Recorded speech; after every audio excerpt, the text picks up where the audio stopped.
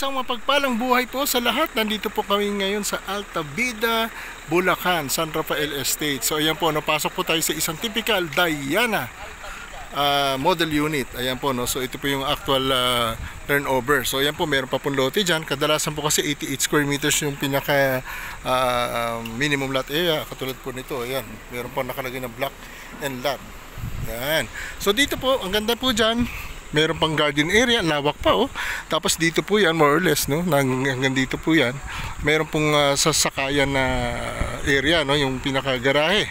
Ayan po, no? So pwede pong maglagay ng balcony dito pagdating ng araw, and yung tinatawag natin na service area, diba? So dito pasok po tayo. Ang ganda, no? So dito po, maganda dito sa model unit natin is ano siya, oh, a mix of ano, yung bakal tsaka yung ibang ano siya, yung tinatawag na high density ano to oh, doors. Ayan, ang ganda oh. Solid. So dito po maganda naman, may naka-tiles na. Ayan po, no, naka-tiles na siya. At makikita nyo po yung ating pinakabintana ay aluminum analog, no? So hindi yan na kakalawang. Tapos ganda ang design, no? So ito ay swing door. Tapos ito naman ay sliding. Wow, ganda naman. Ayan, napakaaliwalas. So dito naman po is yung ating tinatawag na kitchen countertop. Ang ganda po, no? May stainless sink pa tayo dyan. Napakaganda ng gray po. Tapos ang maganda dyan, yung cabinet natin, napakaganda po ng finish. At nandun po ay may tiles na rin sa loob. Tapos ito, nakakatuwa, no? Ang cute. So ito po yung isang cabinet na may gulong pa. Wow! Ganda, oh. So para ka nasa hotel. Yan, may mga wine, may mga refreshments. Ganda, no? Even the finishing ng 60 by 60 tiles to eh. Parang granite ata to kung di ako nagkakamali oh. So meron naman specifications yan to verify. Tapos ito naman, meron tayong outlet dyan. Again, tatlo na po siya, no? Parang universal na siya. Lalo ng mga OFWs na merong appliances galing sa abroad, pwede. So dito po yung back door. Ayan, no? Maluwag pa po. Meron pa po siyang space sa likod for washing, di ba? Washing, para dyan yung washing machine mo, sampay, ihaw-ihaw. So hanggang dito yan. Hanggang dyan yan sa labas, no? Yung ating property line.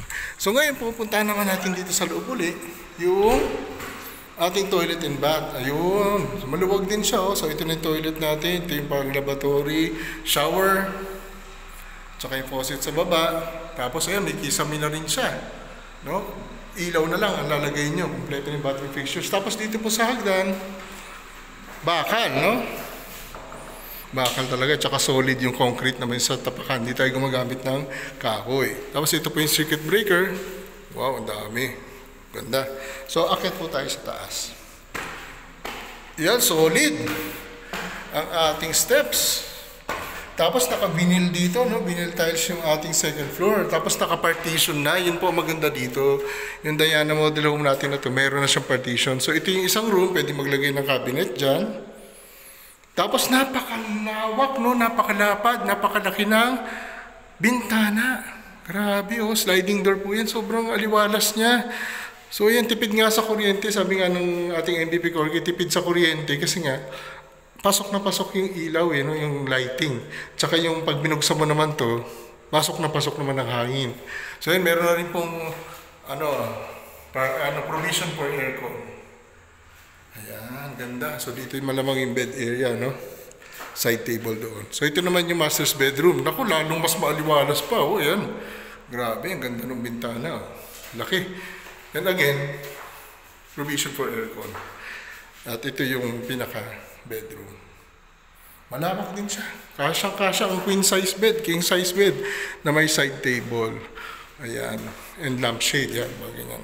So, napakaganda po ng isang Diana model home dito sa Alta Vida at San Rafael Estates, Bulacan. Ang ganda po. So, yan po ang ating model unit. So sa mga kabayan po natin na interested, PM is the key para po tayo ay magkaroon ng napakagandang bahay katulad nito. Minimalist and talaga naman napakagandang modern na. Oh. Ang ganda. So PM is the key. Maraming salamat po.